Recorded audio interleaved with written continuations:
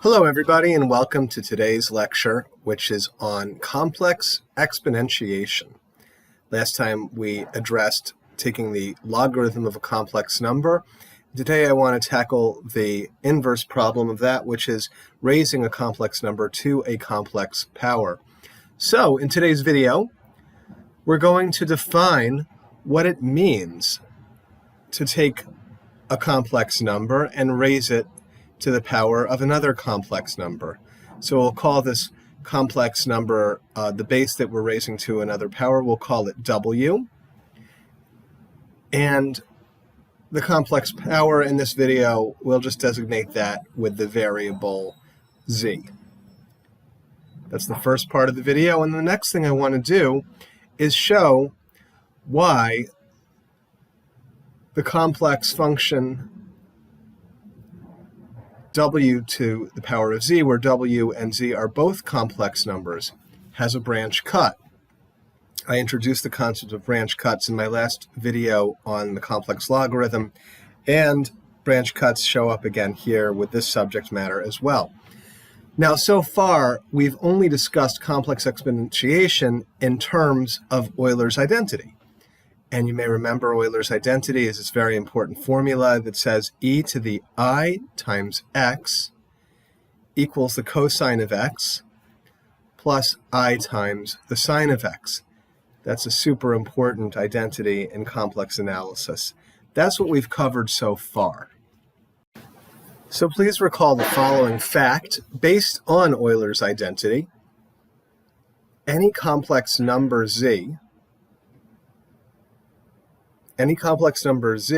can be represented or written in what's known as polar form. So here's the complex plane. I'll label my axes x and I times y. And if we have some number that lives on the complex plane, I'll make a dot there. We'll call that z, that complex number z. Z has some distance from the origin, which we can label r for radius, and it makes an angle theta with the positive x-axis. So we can write z in polar form as z equals r times e to the I theta. Now r, of course, is just the modulus of z, and we can relabel theta as argument of z, arg z. So we might rewrite this polar form as z equals the modulus of z times e to the I times the argument of z. We'll often see complex numbers represented in this way. And I hope that you recall that we used this identity in reverse, this polar definition of a complex number, to define the complex natural logarithm. And I go into detail to derive this in my previous video, but essentially what we did is we said, okay, if z equals the modulus of z times e to the I times the argument of z, we can take the natural logarithm of both sides of this equation, and we'll get natural log of z, where z is a complex number, of course, equals the natural logarithm of the modulus of z. That's going to be the real part of this logarithm, plus I times the argument of z. That's the imaginary part. And again, I derived this relationship in detail in my previous video. Well, so far we've only looked at raising a number to a complex power when that number that we're exponentiating is e, Euler's number.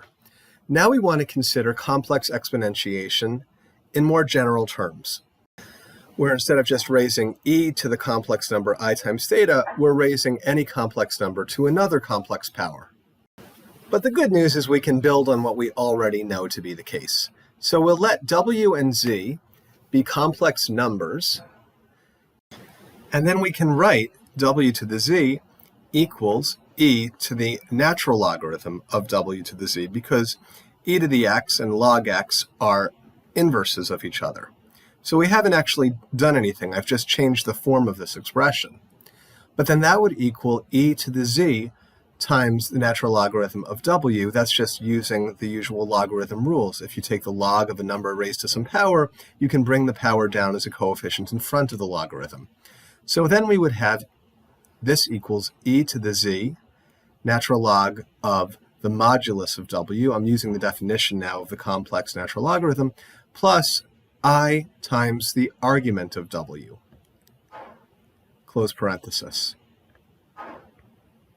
Okay, and that's going to be our definition for complex exponentiation.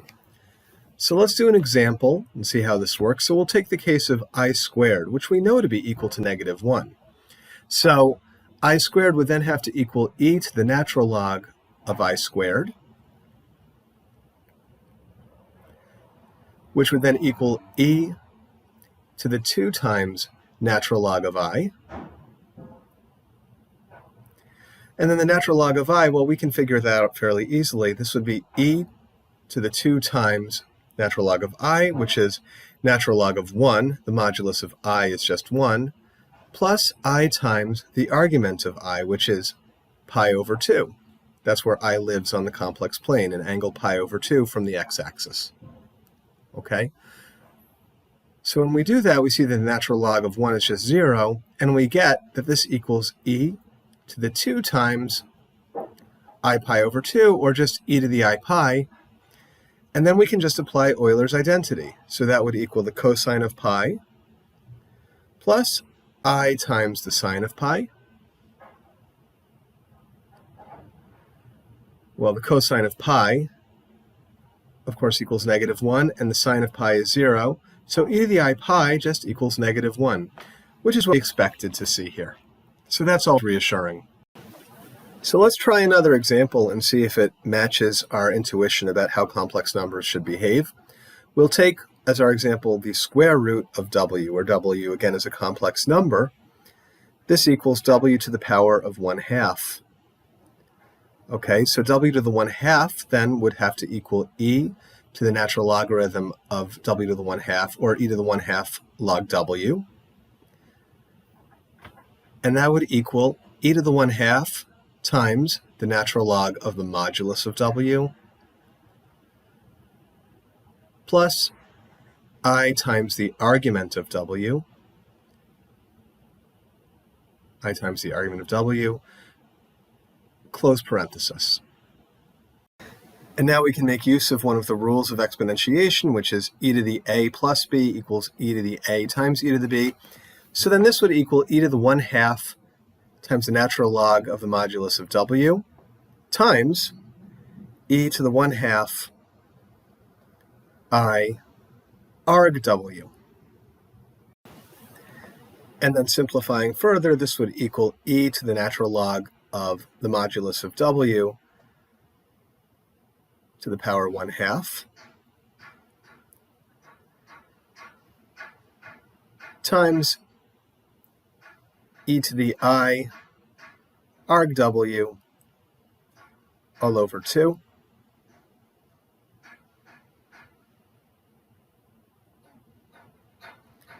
And e to the natural log of modulus of w to the 1/2. E and log just cancel, so this just equals the square root of the modulus of w times e to the I arg w over 2. And that's our end result. So let's see how that would work with our shortcut of just treating w in polar form. So we know that w equals the modulus of w times e to the I arg w. Then we don't even have to make use of the complex natural logarithm. We can take the square root of both sides of this equation, and we get that the square root of w equals the square root of the modulus of w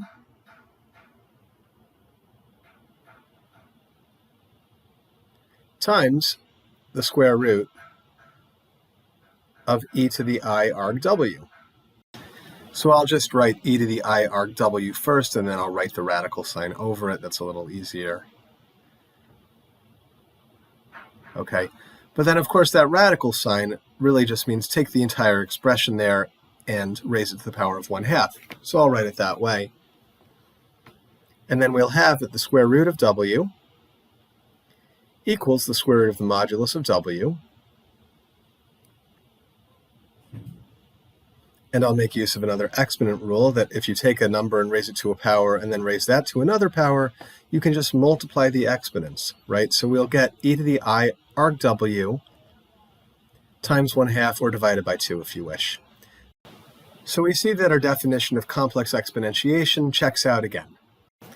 Well, so far it might seem like everything is fine, but in fact we do encounter the same difficulty that we saw in our development of the complex natural logarithm.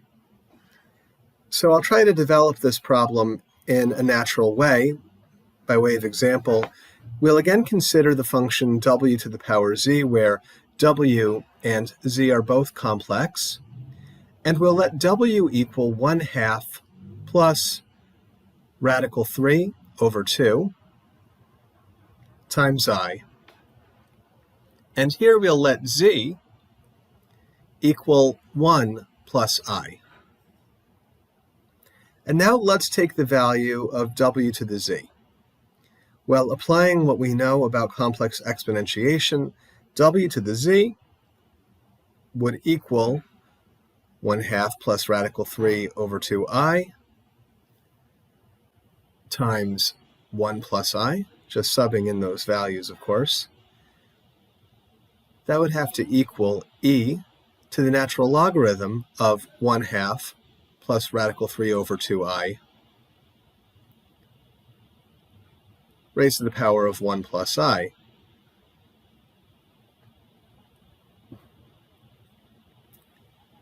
And then that would equal e to the 1 plus I times the natural logarithm of 1/2 plus radical 3 over 2i.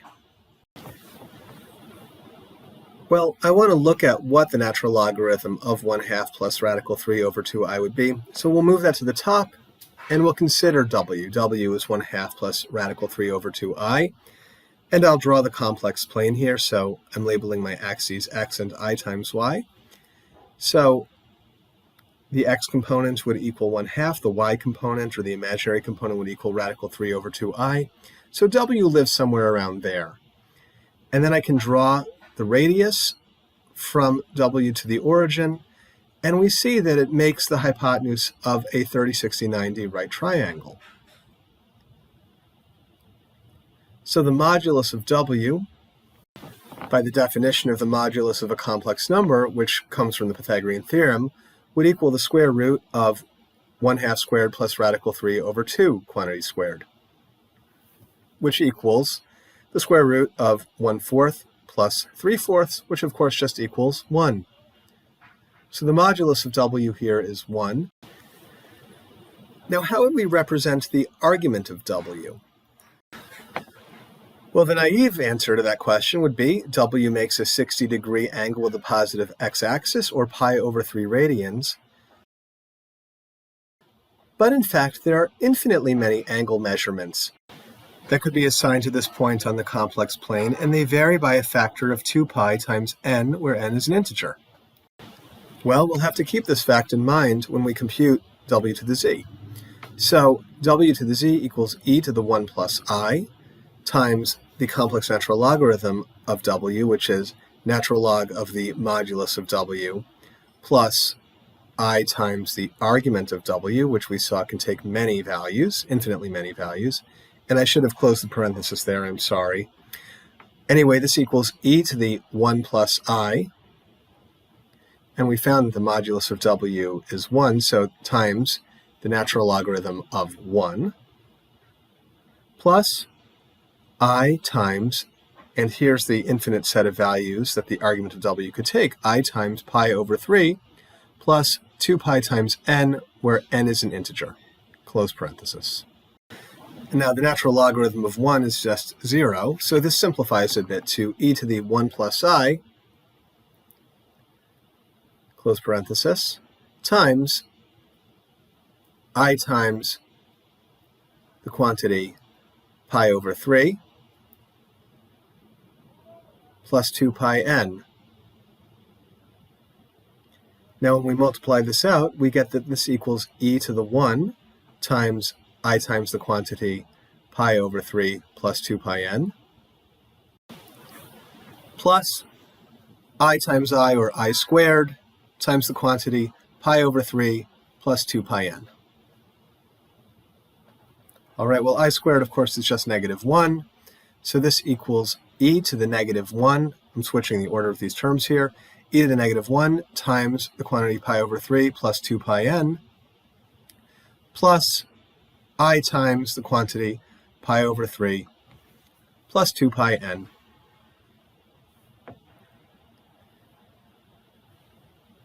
Now applying our exponentiation rules here, this would equal e to the negative pi over 3 plus 2 pi n times e to the I times the quantity pi over 3 plus 2 pi n.